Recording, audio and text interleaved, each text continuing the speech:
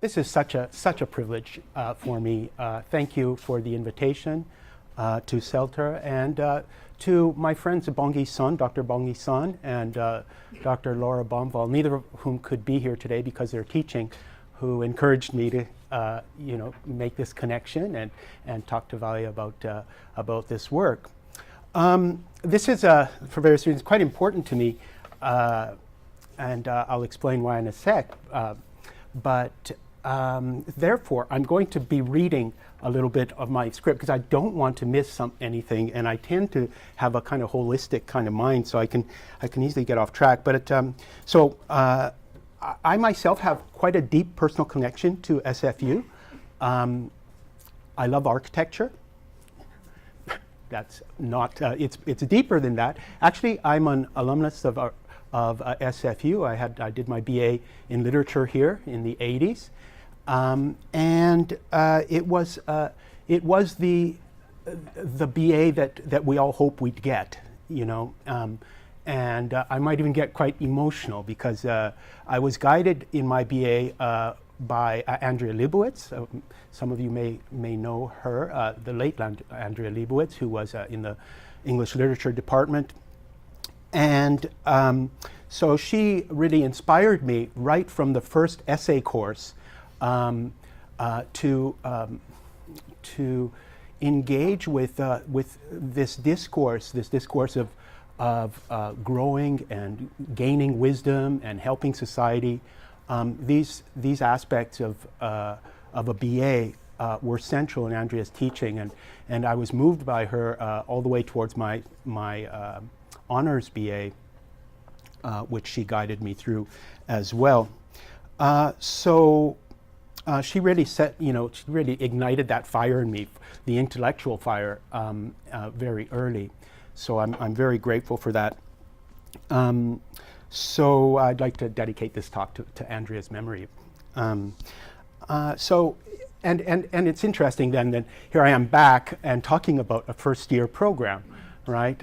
So I'm here to talk about the institutional and pedagogical perspectives on content-based language and literacy curriculum at UBC, the curriculum of Vantage College. So just let me give you a little bit of the background. I'm an instructor at Vantage College, but the backstory was that in 2013, in approximately the middle of my PhD, which I did with Patricia Duff and Jeff Williams, who was the head of the Language and Literacy Education Department at the time. In the middle of that PhD, Professor Stephen Talmy came to me and said, you know, UBC is thinking of doing this bridge program. Are you interested in consulting at all in relation to the development of the curriculum? And I thought for about half a second, yes, sure, I'd love to. From very early on then, 2 years before the start of Vantage program, I was already working with all the way up to the vice provost of UBC, discussing what the shape of this program, in particular my role of the academic English program. And so I proposed an architecture for the program and the details of courses and so forth. And then when it came to hiring the director of the academic English program, who thankfully was Dr. Sandra Zappa-Holman, Sandra took up my proposal, and we went with it, and then hired the first 5 other instructors, myself included, and then the subsequent year 5 more, and then 5 more. So the program has been expanding, and by all accounts, it's been quite successful. So that's a bit of the background of my involvement here. Okay, so the overview of the talk then. For institutional perspectives, I'll talk about a little bit about the structure of the program.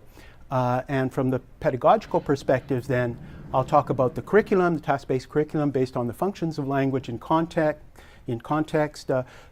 As Valia mentioned, I draw a lot on, and the program now draws significantly on systemic functional linguistics. Most of the terminology that I'll be using here is recontextualized terminology. I work in an almost completely recontextualized framework such that the focus is on teaching and learning, and I consider myself correspondingly an educational linguist rather than a formal linguist. So I'll present some pedagogical tasks, and then we'll move to the workshop aspects. Oh, actually, sorry, I think I've shifted those. So we'll practice the workshop because there's just a small risk that we would leave this workshop element too late, and I don't want to rush that. So we'll actually do the instructional practice workshop to explore the pedagogical framework through role-playing dialogue about academic writing in particular. And then I'll present some samples of pedagogical tasks, and then we'll have up to half an hour, I suppose, for Q&A. So I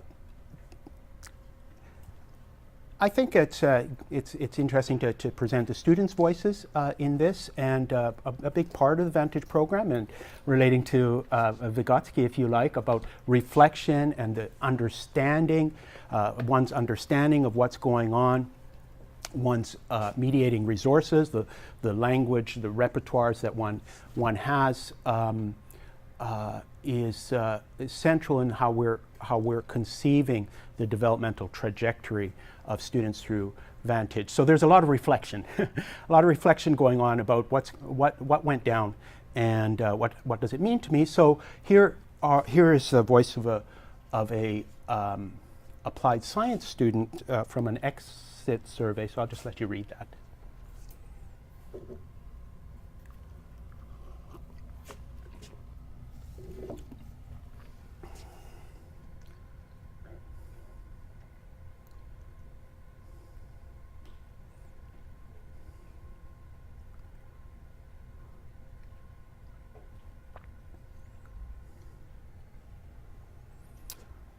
So what emerges here, I think, what's interesting here then is that this person is moving beyond just calculations and then comprehending the role of wording in the development of, in this case, engineering knowledge.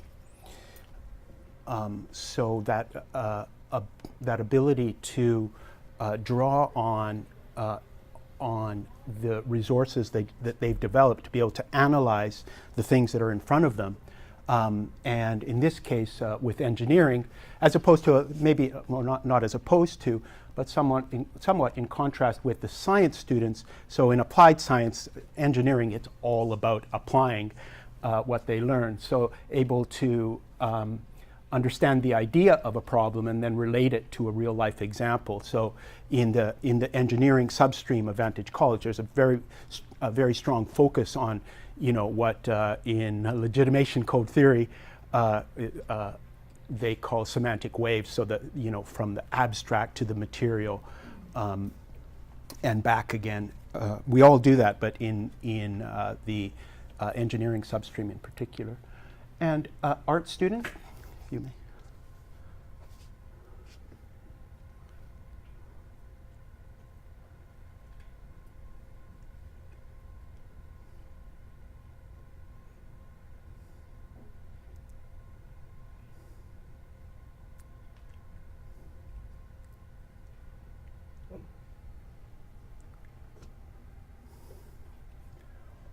Okay, and here's that, to me, this, what's highlighted here is transfer, right? So transfer of what they're learning at Vantage to varied disciplines. So they're able to deconstruct the process of knowledge construction. If it's marginally, then that's fine, but here they've got it in the sense that they understand that knowledge can be deconstructed. It isn't just there, but through the kinds of language, the language choices we make, it emerges, and it emerges in a dialogue, and it emerges in various, communities of specialists. So some of the, now back to the general perspective. So the program goals and student positioning. So of course we're interested in their readiness for high quality academic engagement in their second year. So these are students who are academically, international students who are academically very well prepared. However, they don't meet the English language proficiency requirements for direct entry to UBC. So they are just below that, and only those students can get into Vantage. So if one meets the IELTS requirements for direct entry, they cannot apply for Vantage. So we are interested in taking up that quality education that they already have and complementing that quality education with of course, content-based language instruction. So we explicitly and often position students as apprentice researchers. So as engaged as engaged in and reflective about processes of knowledge creation. I sort of alluded to that already. And very much related to that, students are socialized into and explicitly taught the valued cultural and linguistic practices of the disciplines. So this is a kind of a scaled sort of goal, such that we do a lot of contrastive work, you know. So what might something look like in a discipline, in one discipline versus another, but then also within a discipline. So contrasting genres and how genres and particular social practices are realized through particular language choices. Okay, so the setting, as you know, we have a map there, just if you're not sure where we are. But so this is a custom designed first year undergraduate program for international students at UBC. Again, they are international students. Of course, the majority of students, I shouldn't say of course, but the majority of students are from China, mainland China. And they are all recent high school graduates, high academic achievers, slightly below the language threshold for direct entry. And this is their first time living abroad. So the program has 4 substreams in engineering, arts, oh gosh, maybe I can remember, I think there's something there. So there's various departments, arts departments involved, management and sciences, and we're in dialogue with other departments coming on board potentially. This is from the website. We see the progression here. So after successfully completing the Vantage 1 program, they will then get into their bachelor's program and graduate. Here are the arts departments: geography, political science, psychology, research and writing. And in science, we have math, which is primarily calculus, physics, and chemistry. And in the second term, computer science and earth and ocean sciences as a sample. Maybe I think I'll just go quickly through here. But I'm happy to make these slides available. I know some of them are very rich in this information. I'm not going to go over it all, but you can sort of see the breakdown. This took a whole lot of effort to coordinate, plan, especially coordinate with the individual departments. Of course, the Vantage program is a fully credit-bearing program. Vantage students, when they start at UBC, they are UBC students. Therefore, the program has to be as rigorous as a direct entry, the courses as rigorous. And as not a side note, but as an important note, so the instructors, the disciplinary instructors who are teaching here are all, now I forget this is where my weak one, the administrative side, but they are, have assignments at Vantage and in their department, 50-50. Right? So I know there's a magic verb in there that I can't remember. But anyway, so that seems to be a really crucial point in the students' minds. I think in also the consistency and the confidence we have at Vantage. So these are instructors who are teaching in their departments, teaching first year or whatever courses in their departments, but also teaching first year at Vantage College. And then the academic English program, we are work within Vantage exclusively, generally speaking. So moving then to what we do in the academic English program, of course the somewhat conventional view of content and language is that academic content, so this is the representation of specialized knowledge with uncertain links to the social enactment of knowledge creation. So content just often conventionally it just happens, it happens through research and so forth, but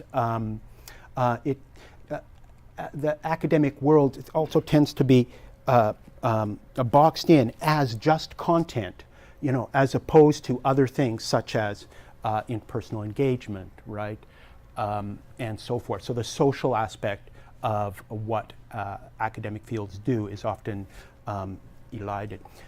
And on the other hand, then we have language, which is sometimes conventionally understood as decontextualized grammatical rules, communicative gambits, vocabulary lists, and or skills, right? So that's a kind of maybe unfair to some extent, but if we read some of the issues that come up, you know, say in social media and so forth, about what language does and what's happening and some of the issues, you know, these views often come up. Okay, so in contrast, the view of language and learning in particular that we adopt is one that language and language learning is multidimensional. So in learning language, we learn through language and we learn about language. So learning a language increasingly becomes a matter of learning through this language in a growing range of quotidian and professional contexts. Learning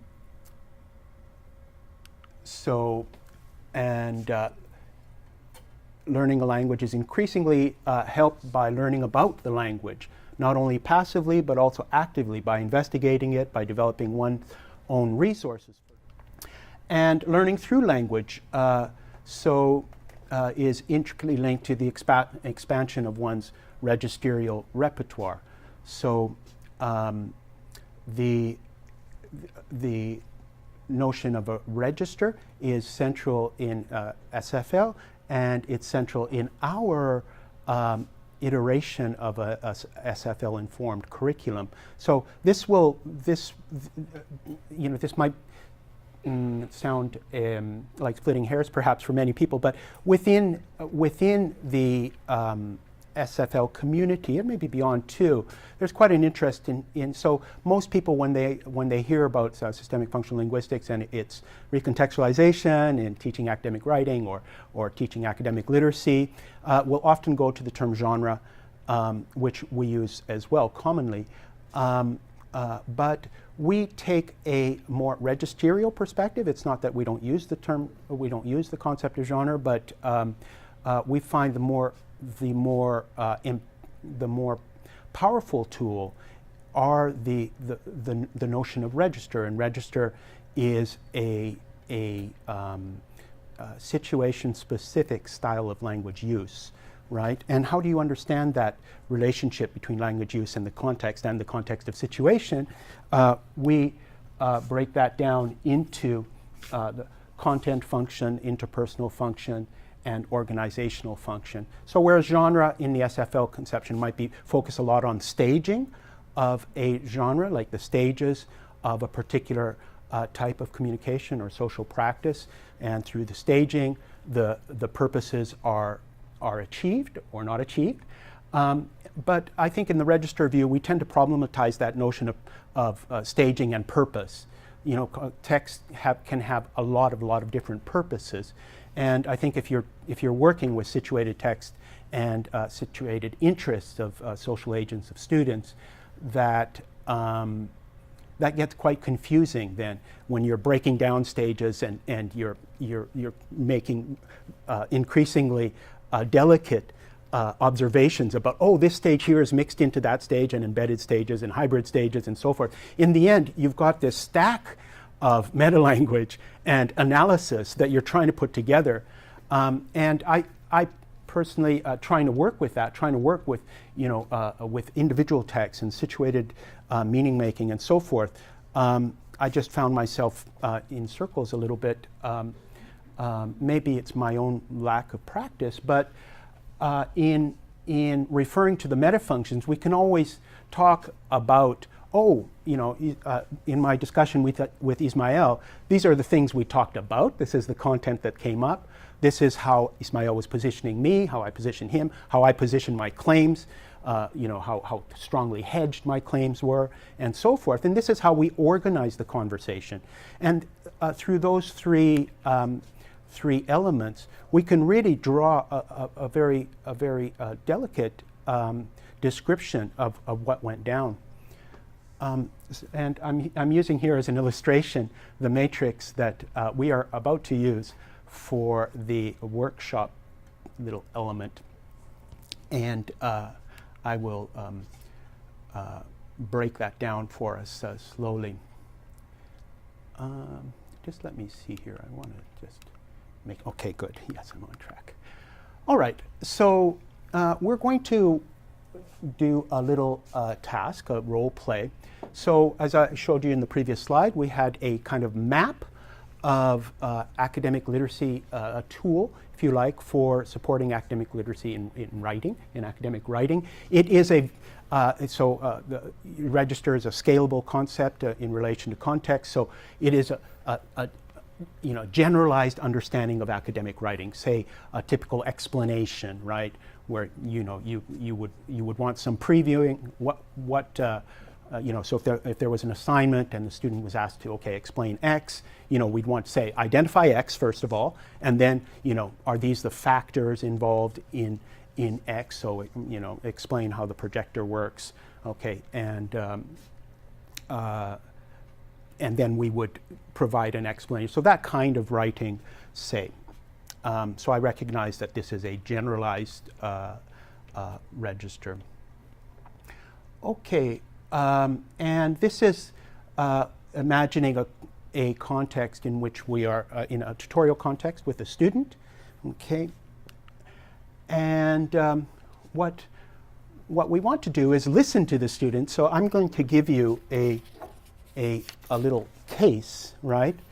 So this we're imagining is what the student brings to your tutorial, a question that the student brings to tutorial. Now, to save time, I have made it relatively clear, and I've expressed it in my own, English, educated English register here. So this is not student language, because I think if we had that layer, we would be here a little bit longer, because we're often trying to pull out from students. They're like, what exactly do you want, and so forth. So just to save time, there is that artificiality to it. But anyway, the point and the question should be relatively clear, or at least you're going to use the matrix, the academic writing matrix, to understand the question and then to provide some support. Okay, and what we're going to do is, just while you're doing this, I'll just go ahead. So you're going to see, so this is one row in the matrix. There are 3 rows, if you recall. So I just wanted to give you that visual so that you understand here. So within that matrix of nine squares, you want to identify where is it that the student is coming from, with this question. So is this, first of all, in terms of the function, is this a question about how I organize the text, right? Or is this a question about how I'm representing human experience, right? Is it a material experience of doing something? Is it an abstract representation, or representation of an abstract concept, and so forth? Or is it a question of how I'm positioning myself in relation to my reader, or how I'm positioning my knowledge for the reader, and so forth? So that's the first determination that you'll make. So what in terms of the entry point. So the next determination, and that will be in rows, the next determination will be the scale. And I realize that I should have given you this handout. Thank you. Just a quick question. Sure. The tutorial, is it part of the Vantage 140 course, or is there a tutorial? Yeah, I didn't mention that, but the maybe. context. Yes, so it is, the tutorials are actually a part of the academic English lectures,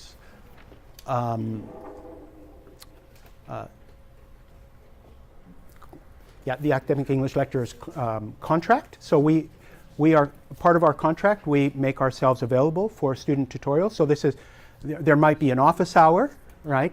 But we also, depending on how much teaching we do, we also provide students with tutorials. And we use a MyWC Online to organize that. It's wonderful. Okay, so I know you'll want to be reading all of that. What I just described then was for identifying the entry point. So first we'll go to the rows, and in the rows we see the three meta functions that determine register, so determine the relationship between language and the context of situation. Content, which technically we call ideation, right? And ideation has two subfunctions called experiential and logical metafunctions. But here we've just recontextualized that. Content, so interpersonal function or interpersonal positioning, and then the organizational function. So does the question, or which of these three does the question relate to? And then we want to look at what's might be called rank, right? So is this question about, as we see here, something at the clause or word level? Is it a question about a word, using a word a particular way, or the particular clause, so the organization of a clause, right? So that would be the most delicate level of language use. Of course, we could break down clause to another, clause and word into two columns, but for our purposes this might be enough. And then the section level, say in writing this might be the paragraph level or the stage level. Is this a question about how I'm organizing the text into functional stages that achieve particular aims for the agent and so forth? Or is this a text at the highest scale at the text level, right? So those are the three scales at which the issue can come up. So there's a lot here, and I'm aware of that, but let's just go with this. And I think that working with these particular little cases will, in a relatively brief amount of time, give you a sense of how things might work and how we might have a constructive pedagogical conversation with a student about their writing. So we identify the entry point, and then from this entry point, right? So, our job is more than just saying this, that, okay, that's an interesting question. Here's what I think, here's where I locate it, and so forth. But, where can I direct you? Right? From here, where can I direct you so that you have a sense of what's at stake? So what does this mean in a wider context? I want you to have a holistic understanding of meaning in context. So, so the next question that you would ask yourself is, where would you direct the discussion to support a more fully contextualized, holistic understanding? So, we want to take the teaching in some kind of trajectory, right? We want to offer the student a place to go to help them expand their understanding of their issue, of their question, but also, build up that map in their mind for doing so.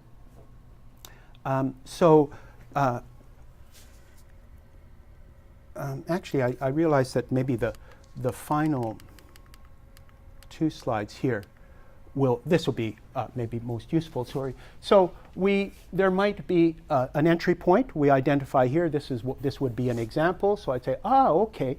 So the question that we might ask of the student's writing, and the student was asking, I said, so are concepts and other entities appropriately represented using a sensible level of abstraction or generalization? So I found that student's question, and you don't know the question yet, but as an example, this would be a good question for the entry point to address the question.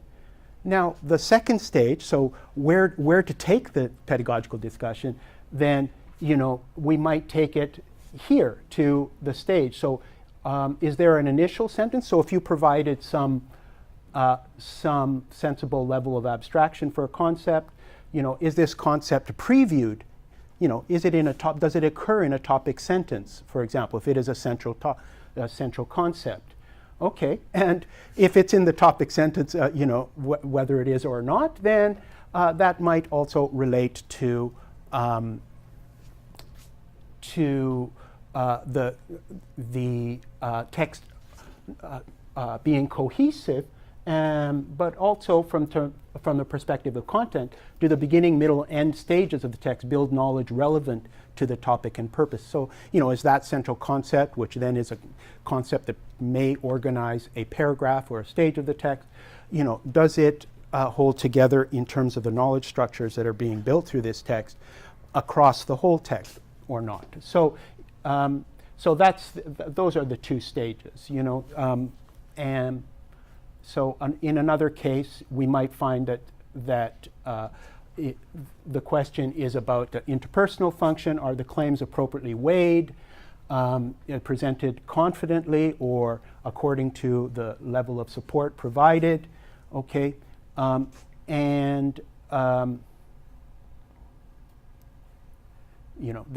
if we wanted to extend the pedagogical discussion, we might extend that also to the clause level, using the concepts of theme and ream, or theme and new.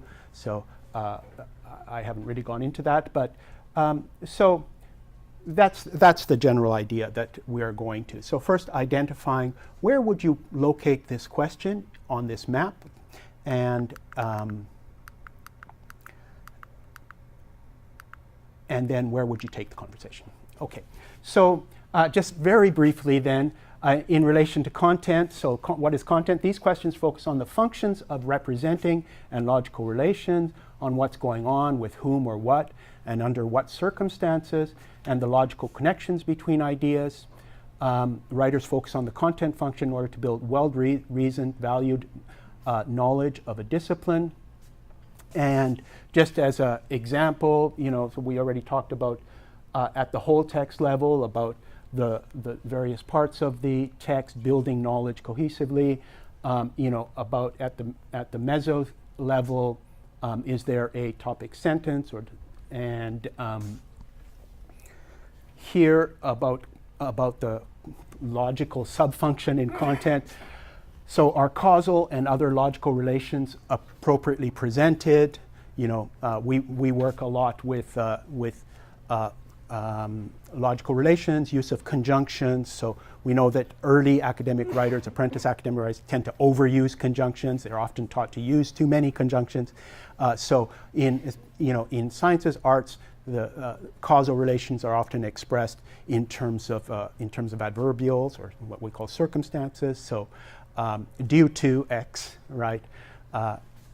Or words like factors, cause, and so forth. So is the logic appropriately represented? Okay, so as an example of a case, a student might ask, when does it become necessary to use the term human biology instead of simply biology?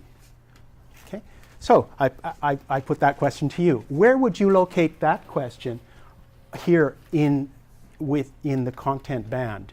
So I'll leave that to you. Maybe have a quick chat about it. So if the student came to you with that question, where would you locate it? Would you consider that a whole text level question, a paragraph level question, or a word or clause level question? and just take a half a minute.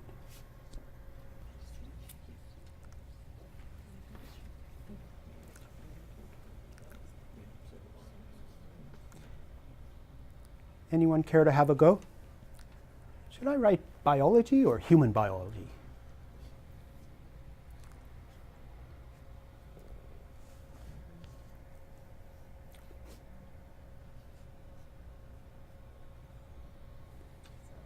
Mm-hmm. At the C, at the word level?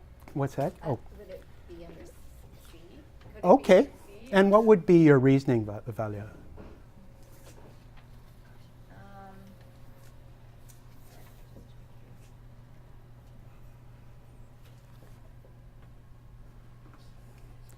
I guess perhaps if there's clarification right off the bat in terms of what word to use, then the organization of the overall text might be influenced.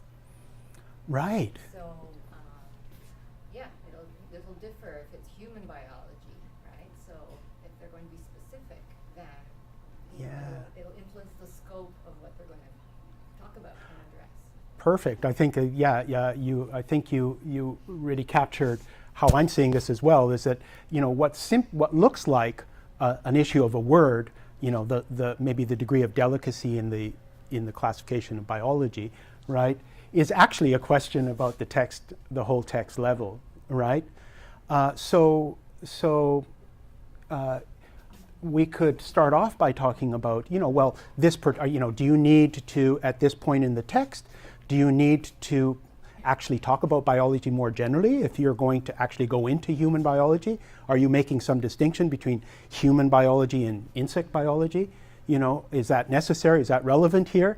And then, immediately you think, well, what's your, what field are you working in? What was the assignment question, and so forth. So, if you first identified it as a word-related issue, I would pretty quickly take the conversation with the student. So that would be the entry point. Take the conversation with the student towards the whole text level and what is the scope of biology that you are discussing. So, I think that's a pretty face. Any other observations or thoughts or questions? Once again, it comes to me, like, I do this all the time, and I'm conscious now. Where is this sentence in another context? Uh-huh. Yes. So, again, where is this appearing in the conversation between the tutor and the tutee? Yes. Perfect. And I think Again, going back to system, we put everything into a context, so we've got a statement that where is it following? right. Yeah. Just incidental observations. No, not at all. So if you have human biology in the title, then there's no question, right? You would be using that term, and it would organize everything else. Great. Okay. So in the interpersonal function, so these questions focus on how writers position themselves in relation to their claims and to the reader. Writers work through interpersonal choices to convince readers of the writer's claim to be fair, claims by fair and reliable means. Okay, so there's an expectation. And then again, at the word level, are claims appropriately weighted with well-supported claims presented confidently, more speculative claims hedged? Does the writer position themselves effectively in relation to the reader? Are key claims supported? The level of formality of vocabulary. Okay. At the meso level, are a range of perspectives introduced. So of course, in academic writing, it's dialogical, and we expect some citation and some kind of, dialogue, I guess, with the literature, for example. And does the writer appropriately direct the reader towards the point of attention? And then at the whole text level, okay, does the author build their position across the whole text in a consistent manner, right? And this kind of relates to the particular figurative view of of how positioning occurs. You know, so unlike content, which it kind of can be atomized, so to speak, and classified and so forth, interpersonal positioning occurs. It builds, you know, the view of the writer and how the writer is positioning the reader, and therefore the understanding of the reader is constructed gradually and builds through the text. So if the writer early on, you know, says a bad word, or, you know, expresses something personal or something, that resonates through the whole text, right? Whereas in content, you can kind of isolate something from everything else. But interpersonal positioning is much more organic and holistic process that happens. So I think that's an interesting point to make. Okay, so a student question might be, when I cite an author, is there a projecting process? So is there a reporting verb? So projecting process is a term we use. A reporting verb that I can use to express my agreement with the author. But, it says and, but I'll say, I'd like to agree implicitly. Okay, so this student has a good or has a particular interest in not being explicit in their agreement with a particular bit of literature. So they'd like to cite somebody, they'd like to agree with them, but they would like to agree implicitly. Okay, so where would you locate that on that question here? It's not the right, you know, we're not interested in the answer to the question so much right now. It's where would we locate the question?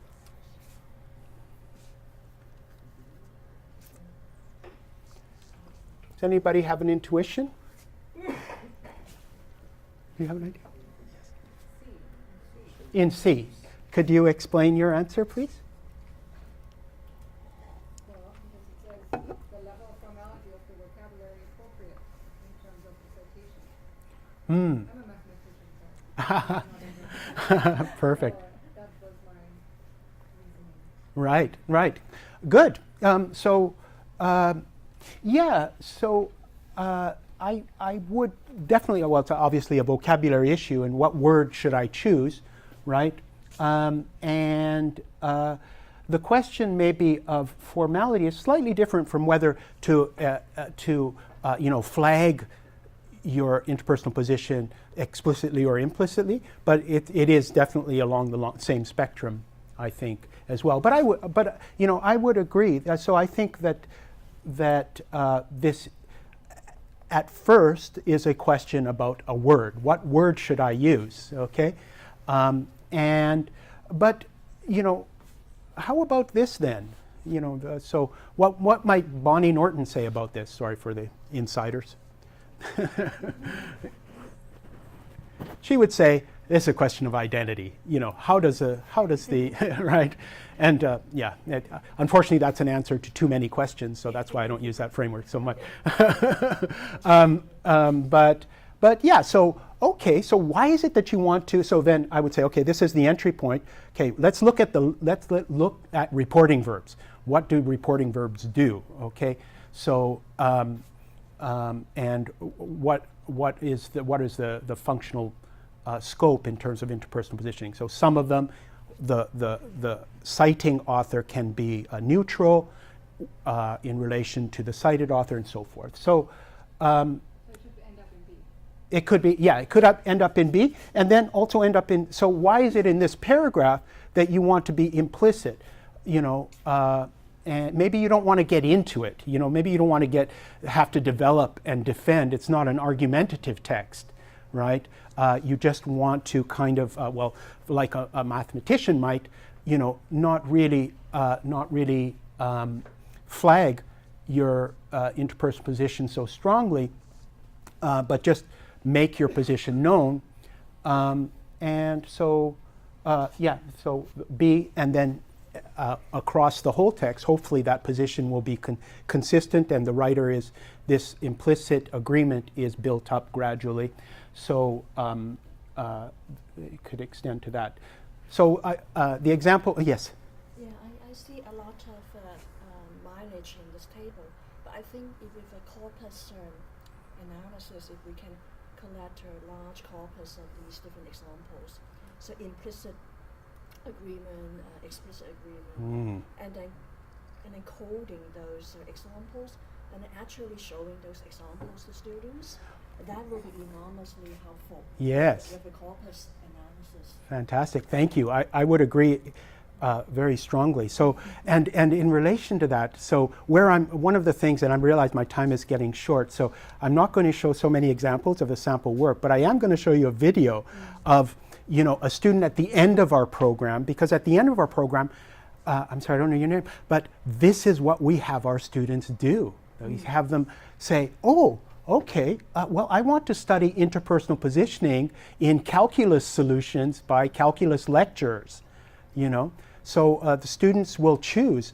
a particular field that they're interested in and jump in and do a discourse analysis. So this is their advanced academic writing course. We actually have them do discourse analysis of, in this case, science communication. And that elementary level is also very helpful with corpus examples. Yes. Across all levels, disciplinary corpuses. Yes, yeah, that's a great case.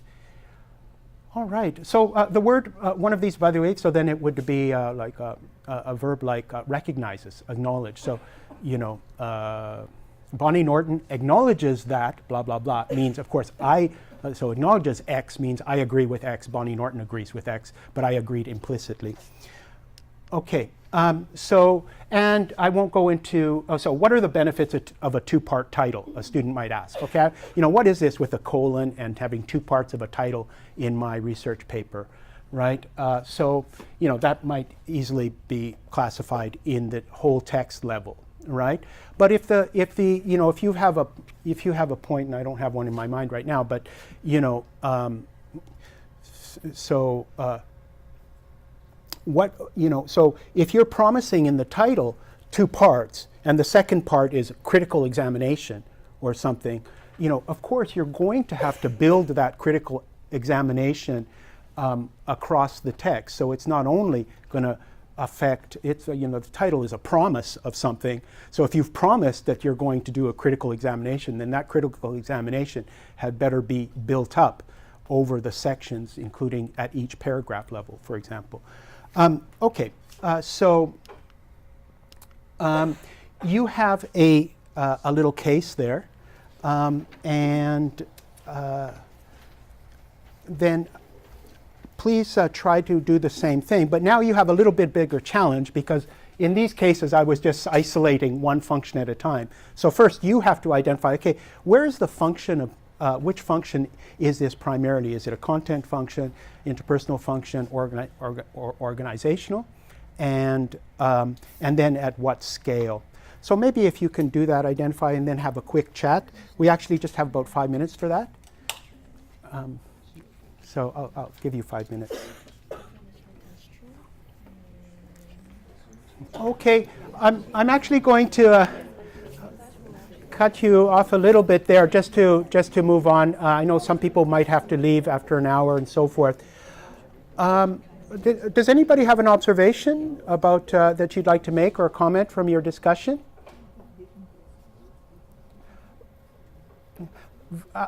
Okay, yes. I was just going to say, to me, all stages they connect. I could say that one might seem at first more important, but they all connect to each other. You can't separate people out. Right. Yes. Yeah. And that's the gist. Actually, you're like, oh God, here I was working so hard to, yeah. So again, we're talking about meaning in society. It's a continuous flow, right? In fact, our choices of words, realize particular stages and functions of what we're trying to achieve. And those functions occur in texts that are, cohesive, internally cohesive or whatever. In society, they might be recognized as genres or so forth. But yes, so that's the wisdom behind my point that there's no real right answer. I mean, I would say the questions certainly have a functional preference. This is a question more about content, or this question about interpersonal positioning. But actually, in terms of the scale, and that is a central aspect of systemic functional linguistics, is called the realization. So, texts are realized through particular word choices. So yeah, this is the case that, you know, whereas a vocabulary-oriented instructor might see everything from the point of view of word choice, right? And they will have, you know, through their professional development and so forth, you know, okay, cool, well, word choices have implications for what this means in a wider context. And so this model will help that instructor develop that conversation with the student instead of isolating everything as atomized into words, right? You know, maybe a literary critic type, you know, of instructor might be coming at everything from a very wide and social lens and so forth of the text and how and so forth, or purely interpersonal positioning, right? But this model will help that instructor build on that. And this is one of the lovely things, because there ain't a lot of instructors out there who are trained in SFL available in British Columbia. So we've been hiring instructors and trying to develop them, and doing that successfully. They're interested, they're motivated and so forth, but also the model, you know, is inclusive in relation to the specialized knowledge that teachers often bring, right? So that's how I would link that. Valia had a wonderful question about, you know, about this task, in the sense of the particular question that administrators would have. How do you get students to come to this tutorial? And so forth. So we do build in a lot of teacher agency into the program. So teachers have to provide tutorials. Students don't have to attend the one-to-one tutorials with their instructor, but many of us will ask that students attend and book a tutorial with them and connect that to a particular assignment. So and this is within the academic English program. So Valia was asking, is this the disciplinary instructors? No. These are, you know, the academic English instructors who are teaching credit-bearing courses. So we have that, you know, carrot and stick. So these are credit-bearing courses. So I say, you know, if I'm going to ask each of you to bring your outline to a tutorial. I don't have time in class, and so forth. So teachers, and increasingly, I would say, are asking students. Otherwise, it's the usual thing. The more motivated students, the students who need it least, book the tutorials, right? Right, and you're like, and you end up having a great conversation with that student and saying, "Oh, I wish your classmates were here." Anyway, so that's the answer to that. Just to clarify, so the Vantage 140 credit-bearing course that the English EAPs and Yes.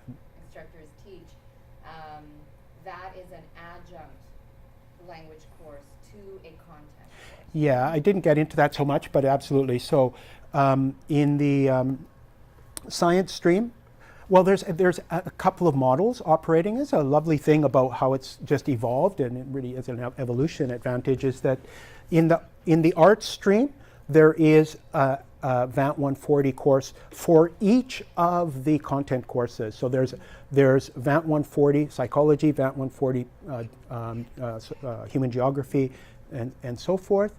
In the sciences, for scheduling purposes, it also originally in the sciences we had the same idea, and I was the poor specialist that, oh, I'll do calculus, language for calculus. Oh my gosh, I learned so much, and we have such a brilliant calculus instructor. He's really quite Dr. Folk Shuen Leung, and he was looking at this material, at the systematicity of it, and he bought in very quickly, and we've had some wonderful discussions, and then I videoed him doing these solutions. We broke down the solutions and work a lot with that. What's my point? Oh yeah, is that I got tagged as, oh, you're and because of my insight with language, students would be starting to ask me calculus questions. I'm like, you know, I'm almost there, but I just missed like grade 12 calculus. You know, it's a little gap in there. You know, so what we do now is we do a combined VANT 140 where the VANT 140 I teach. I include the best elements that I have those working with those calculus videos, physics solutions, chemistry lab reports. So we have one more robust VANT 140 that includes those things, elements from all the courses supporting over 2 terms. So it's 2 models are in operation at Vantage, and they're in dialogue. One of the things that's really emerging here, I think, is how that there's a big celebration about what UBC has done, and really I applaud them. I'm really proud, in a sense, of having been there doing my PhD, and then they have the vision to do this within UBC rather than bringing someone in, bringing a separate supplier, so to speak. And so we're working with the teachers in our departments, and then we're still like say if you were the calculus instructor at Vantage, I'd be like, please, what textbooks do you use, or what so we still throw us a bone, we know people are there's a great demand. But what I'm saying, and what my developing understanding here, and I think this is an important thing, is that I think this could be achieved without that huge institutional superstructure. What's really needed is this superstructure, is a theoretical superstructure that the English instructors can bring. So all I need is just that, to know what textbook you use. If I have a recording of your lecture, I can do a ton of stuff with that. I have your assignments. What does that take? Does that take years of development of dialogue between the Vantage College and Vantage College and the departments? Sure, that can benefit it. But if you have well-trained language instructors who understand the relationship between content and language, you've got a lot. You've got much more important resources than a institutional superstructure, which is not to dismiss that, but it's to say you can do it cheap if you consider teacher training cheap, right? So let me introduce to you. Too bad he's not very bright there, but a student who was my student in an experiment that we did. Started last year, and this is the second academic writing course. So the first course, and I didn't have a chance to introduce it, but in the first course, the first academic writing course, so I should just say the Vantage Academic English program has 2 key course elements, and one is the academic writing course, and the second is VANT 140, the adjunct course with the other departments that I've been talking about. And it's in the foundational academic writing course that the students learn this, this matrix, for example, so the meta functions. So that's where they pick up their meta language, which they then use in VANT 140 and various other places, right? So we had, for their second academic writing course, then in the sciences and applied sciences, they would develop a micro-research project. Our original idea was that they would do a survey project, social survey about social media use and things like that. I was like, gosh, they have all this language, this meta language. They have these analysis, these frameworks. They could be doing science stuff, So I experimented and had offered my students in one of my sections the option of doing that survey or doing a discourse analysis. So if there's an area of science that you're interested in analyzing the language of, to better understand that science, then let me help you do a micro-research project on that. And so a few students took it up, and subsequently with this work here, so at the end of that course, the students also present their research to each other. And I should say at VANT 140 as well, and VANT 148, which is another element I won't even get into, but that's the disciplinary instructors do a micro-research project with the students. They have a capstone conference, a student-organized capstone conference, which you should go to. Please go to the capstone conference in whatever it is, April or something like that. I really recommend it. You'll open your eyes to what first-year students are capable of doing, especially these kind of otherwise seen in a deficit sort of view with their low language ability, but attend. It's moving. It really is. And this is a parallel occurrence where, again, we are positioning and outfitting these students as knowledge creators. Sure, they're first-year students; they're just learning, but also they they're invited to create knowledge as well. So this student was very interested in the issue of plant intelligence, and so he was looking at nominalization, which is basically the idea of turning a verb into a noun. So it's where, in science in particular, we turn human experience into concepts that then we can measure and so forth. So that's the process of nominalization. We also turn logical reasoning into concepts where we say, something happens, so something else happens. So that so is a causal reasoning, of course. That causal reasoning can be nominalized into a word like cause or factor, right?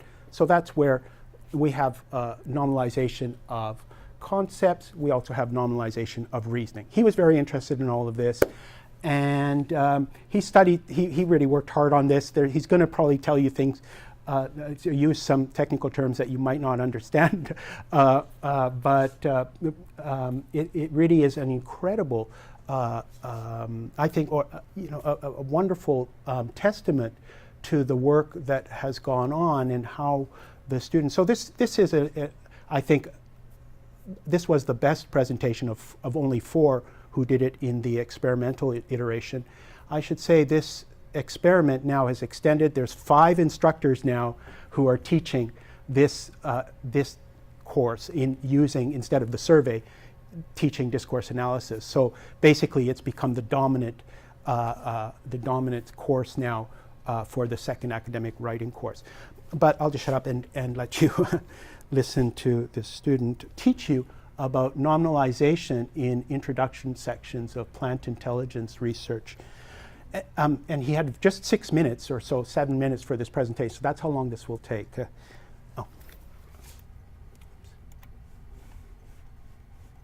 All right, maybe that's the end of my talk, the formal part. So we have, I think, 5 or 10 minutes for questions, or a little bit less than we had initially planned, but I'm very happy to answer any questions you might have. This is very interesting, but I think he doesn't relate the nominalization to the function. So he's kind of giving examples of nominalization.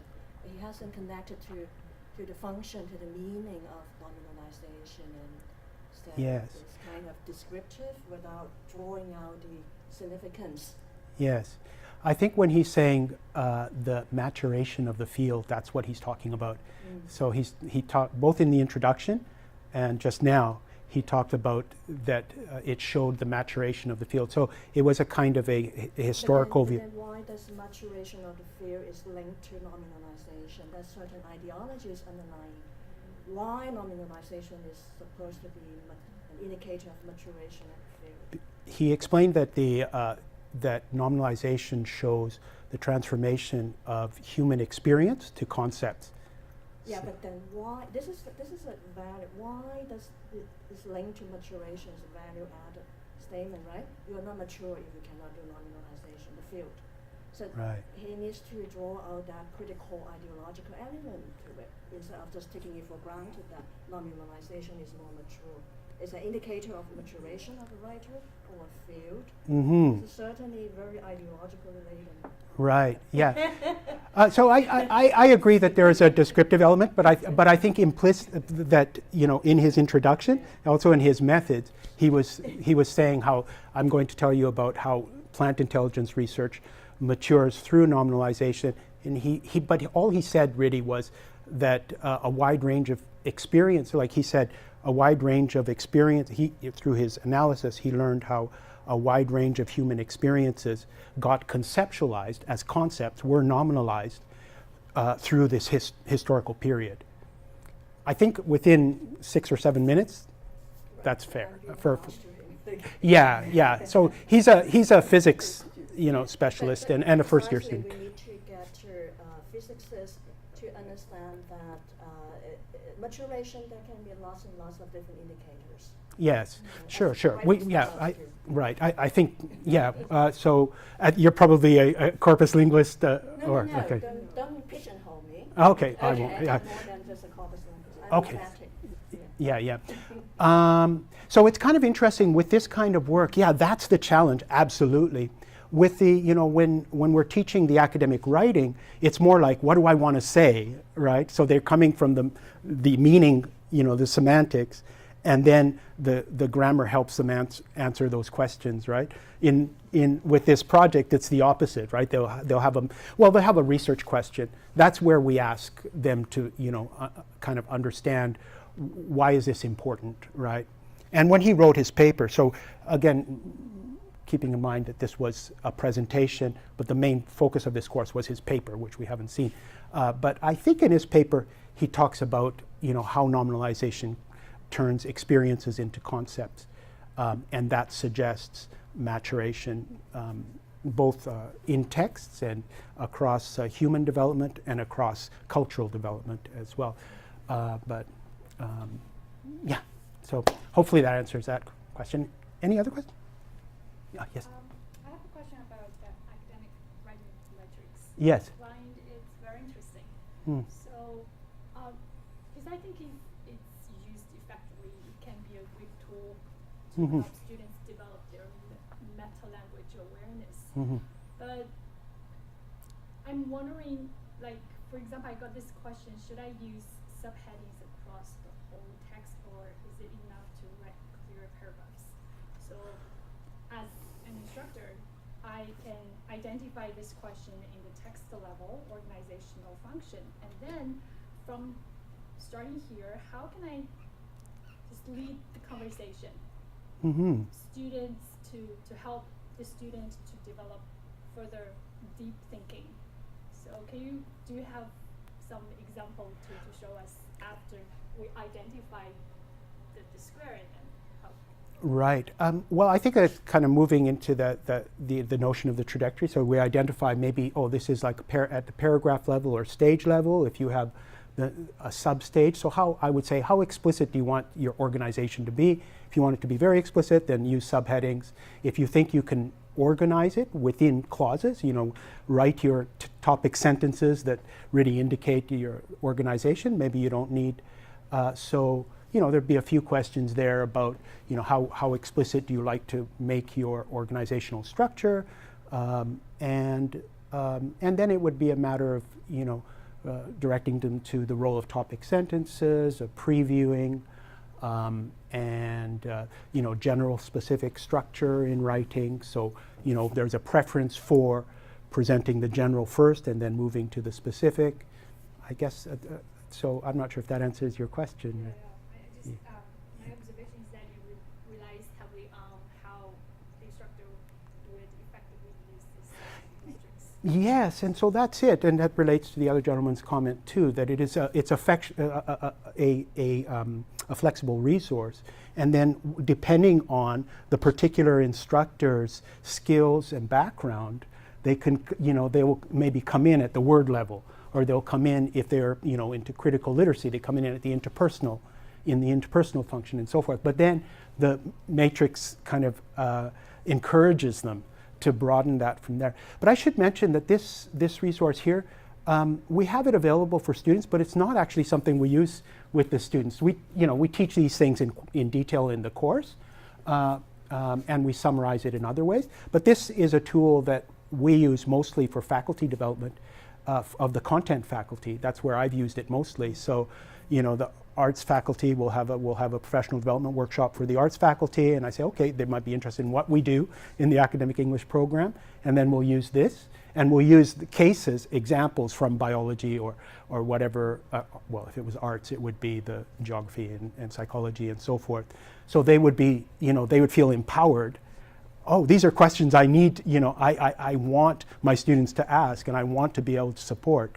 So, so it's actually a tool we use for more faculty development than giving to the students, but we should use it more with the students because they probably find it useful. Yeah. Thank you.